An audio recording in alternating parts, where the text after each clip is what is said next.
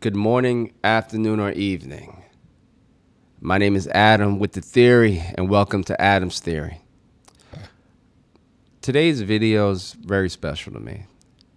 I wanted to talk about a group that I played D&D with that honestly gave me some of the best experience playing the game. I played with these guys for over close to a year and a half, and they gave me some of the greatest D&D moments that I have, and I wanted to do a tribute to them. So, first off, if you did look at the thumbnail, that terrible, terrible, did I mention terrible piece of art is something that one of the members drew for the group. And did I mention how terrible that is? It is. It's terrible. However, it means a lot to me.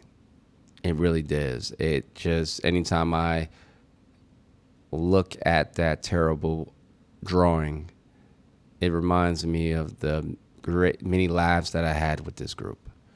So let me start to tell you the true story of the Feather Toes. Now, let me get this out the way. The Feather Toes is a terrible name for a D&D group. And the DM reminded us of that many, many times. But the group came up with that name because my character was named Barry. And anyone who has played with me long enough knows that I am terrible with naming characters. I even had a thing for a little while where all my characters' names started with B. So Barry, Bill, Benjamin, then B, because I was just terrible with names. So we had a session where I had to give Barry's full name, and I honestly never even thought of Barry's last name. And I don't know, I was looking at something on the computer, and I combined two things together. So I was like, Barry Feathertoes? And for whatever reason, everybody thought that it was so funny that a half-orc barbarian with last name would be Feathertoes. They thought it was so funny that that was the name of the group, the Feathertoes. And I hated it in the beginning. The DM definitely hated it. But as time went on, I loved that name. And I embraced it. I embraced the Feather Toe. So I thought that was funny. I even think that there was some artwork which somebody did for the Feather Toes, and it was terrible. They did like a disgusting looking foot with some feathers on it, and it was like, no, this is terrible. Eventually, somebody did another design for it that was a million times better, and I thank them for that. Thank you, Levi, for doing that, for correcting the error that Nelly did. So the module that we played was Dragon Heist, which, in my opinion, is the top 5, if not best modules in the game. You could play that module more than once and totally get a different adventure out of it. Also, it encourages so much storytelling and role play. It really makes the character ask, why is this character here? What are they trying to do? And really allows the character and the DM to really make an identity for this character. So it's not just a character sheet. It's a character. It really encourages the player to make the character have a personality, which I really loved. I was supposed to play Dragon Heist before, but something happened with the group. And honestly, I think I had like 2 or 3 games that just didn't fall through. Well, it did fall through, actually. And so because of that, I was a little bit discouraged. So I didn't really want to put some investment into a character. So I just made it really basic. I was like, I'm going to be a half orc, I'm going to be a barbarian, and my background is I'm a bounty hunter. And that, honestly, that was one of my best characters that I ever made. And I love that character. I love Barry. I love Barry Feathertoes. The DM, I'm just gonna call him the DM, but if he's watching this video, I do remember your name. I'm just calling you the DM because I, don't want to put your name out there. In fact, I will be calling everybody by their character names. All right, for just out of respect. The DM was he's not was but is he's an amazing person. I mean, I enjoy talking to him about D&D. I love talking to him about the session, and also just developing the character. He really enjoyed it. He enjoyed building a world and put a lot of time and effort into it, and which I loved. I know that he oh man, I know he got annoyed with me every time. I think it was I would say every 2 or 3 sessions, but if you ask him, he'll probably say it was every session about me asking, hey, did we level up? Did we level up? Did we level up? But because I think even with a year and a half we played, we ended at level 7. And I understand why he did it, because he did not want us to outgrow the story. And sometimes you can do that if you level up too fast. But honestly, I didn't mind. I had so many sessions where we played for 4 or 5 hours and we didn't have any combat, but it was just so much storytelling and stuff going on with each other that honestly, it was almost like a sitcom. So I enjoyed it very, very much. So let me go and talk about the other 4 characters. Now, let me get this out the way. There is a 6th member of the Feathertoes. His name was Pickle. And I'm going to say this now. I love this character. I love the person that played Pickle. I admire him as a player. He is what I try to inspire to be. How he understands the mechanics of D&D, how he role plays. It was amazing watching him play Pickle. And so, hey, I'm showing you love. Hey, Pickle, you're my favorite goblin. All right, and I love you, bro. So some of the characters we had Theo and Daxel. And the reason why I kind of put them together is because they were a package deal. Okay. Theo was a wizard. That was an elf wizard. And Daxel was a gecko druid. They came into the group together. Daxel was a cool dude. I mean, we had our hiccups once or twice and everything, but for the majority, hey man, I didn't really have any issues with him, and he knew a lot about D&D, and I had a good time talking to him about, different topics about D&D, except the monk. We definitely disagreed about the monk. Theo. Oh man, Theo. Theo was the planner of the group. Theo had a plan for a plan after a plan. And the thing that made Theo the scariest is that you never knew what he was thinking. Theo will make you think that he's going up when he's really going down. And Theo was a dangerous character because if you cross Theo wouldn't get you then. Theo will wait and be patient. And when the time came, Theo's revenge was very, very, very brutal. Then we had Levi. Levi came into the group a little bit later. So at first it was me, Barry, Nelly, which I'll get to a little bit later, and Theo and Daxel. We was trying to find a 5th member, and we had a couple people come and go, but I guess the thing about it is that the four of us had such great chemistry.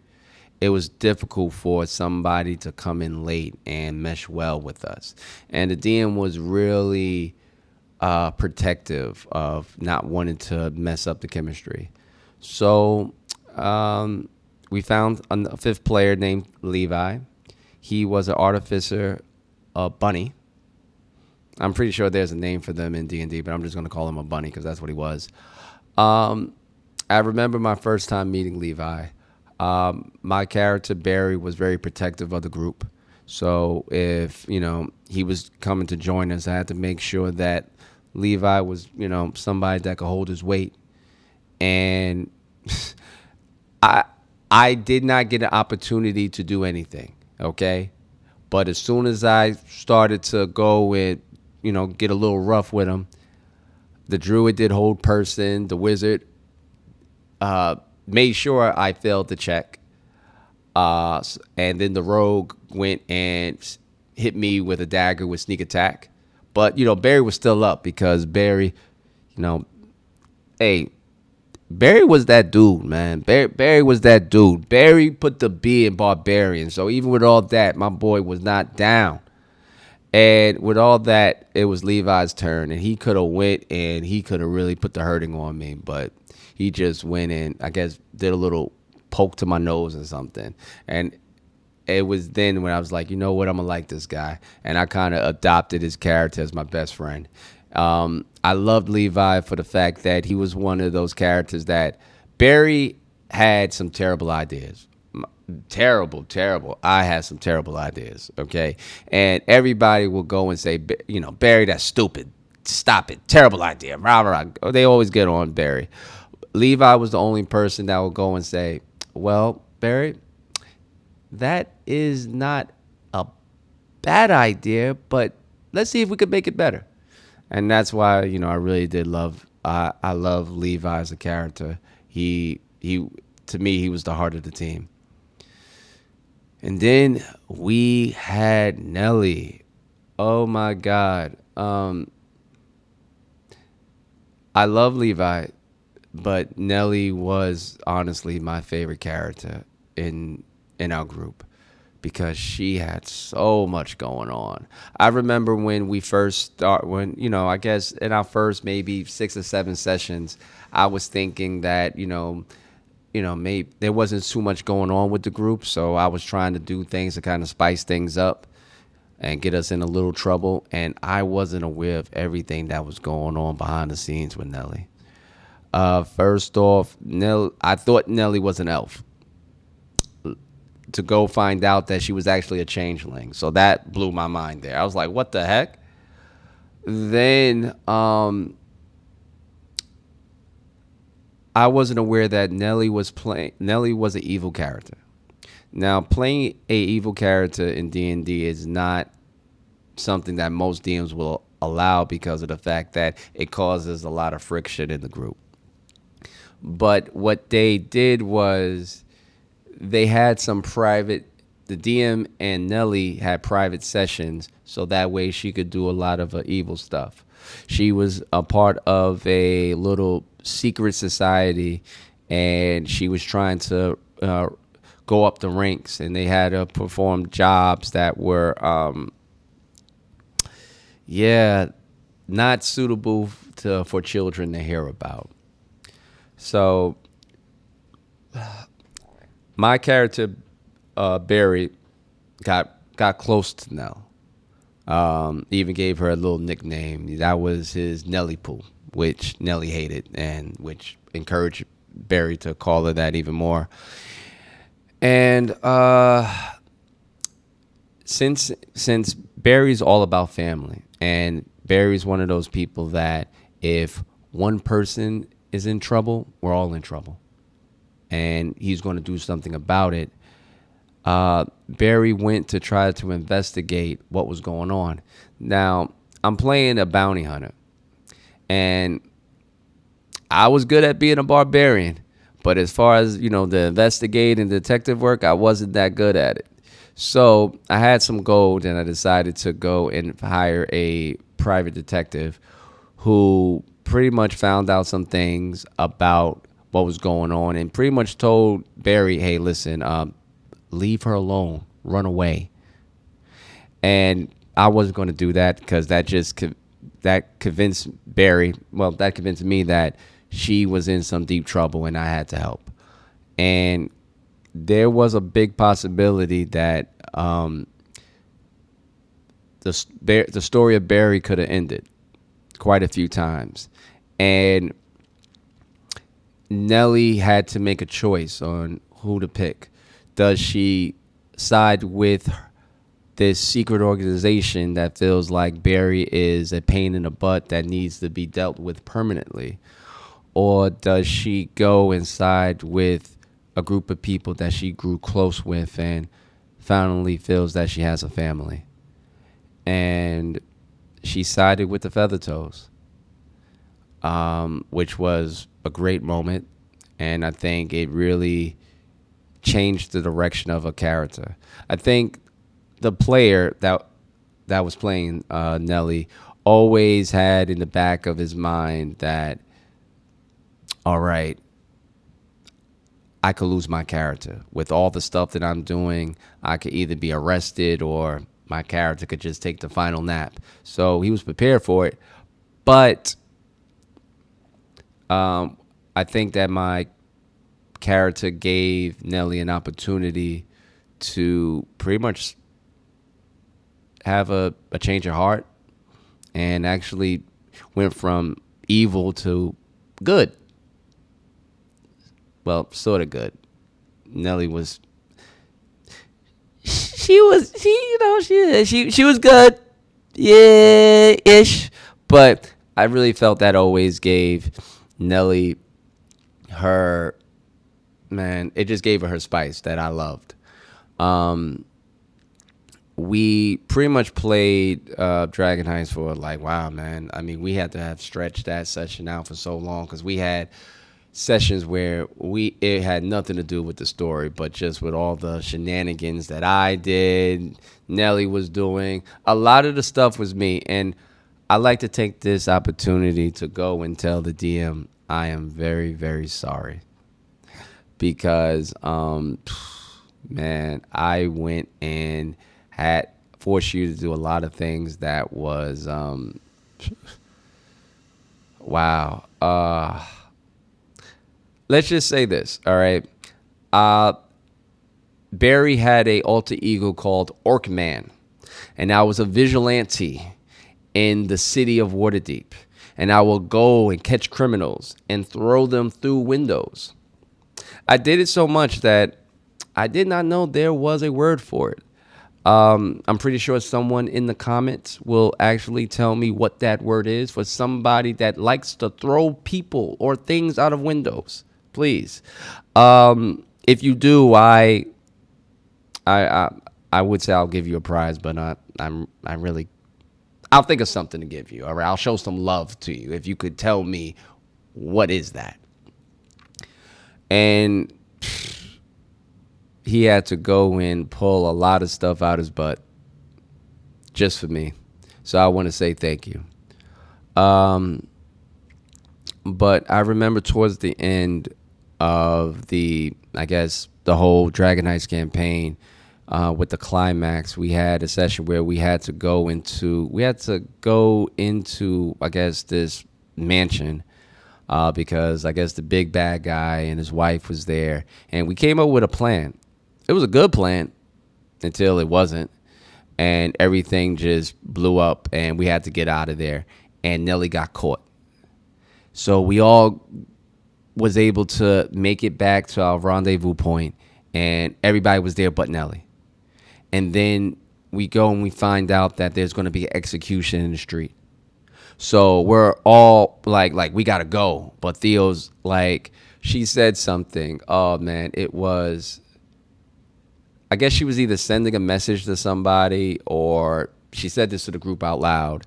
And it was, we completed the mission. We had acceptable losses. And Theo wasn't going to go back with us to help Nellie. and that pissed my character off. Oh man, it was to the point where I think Theo was expecting Barry to punch him in the face, and I just went and punched the wall and just ran. We all ran to go and get Nelly, except Theo, which Theo stayed back, and honestly, that was a good thing because she actually did the best move.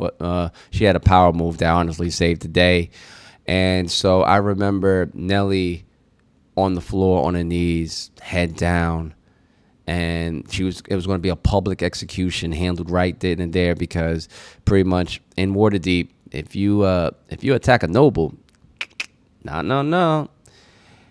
Oh man, and she was about to get executed in the street, and the DM was going through this big monologue of what was happening, and we all kept interrupting him because we were like, "No, we got to do something. We got to do something." And I remember the DM was like, "Would y'all shut up, please? Let me finish."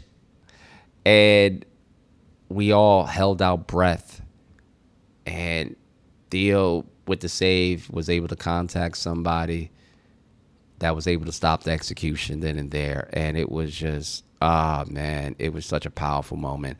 I know that me retelling the story is not doing it justice, but with everybody in the group, it was a powerful moment for us because we've been playing with these characters for months now, having so much role playing. I mean, as I said, I mean, there was sessions where we didn't have any combat. It was just role play. So we developed and got to know each of our characters to such a degree that we were family. And we would have been devastated if any of our characters would have been unavailable, to say the least. So it was a powerful session, a powerful moment. It's something that I look back at, oh man, so many times because I really do. I miss you guys. I really do. If you guys are watching this, I miss the feather toes. I miss the moments that we had, and it was amazing. There's so much more I could say about the group, and if I was to continue, this video will probably be an hour, and I know that you guys can't take 30-minute videos, so I'm going to leave it there for now. Wow, there's so much stuff that I need to also talk to you guys about the feather toes because there was so much that happened, both good and bad. But this is my tribute to you guys. I love you. And once a feather toe, always a feather toe. So I hope you guys enjoyed the video.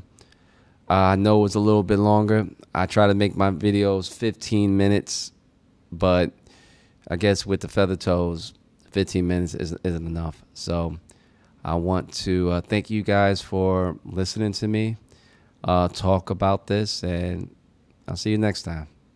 Bye.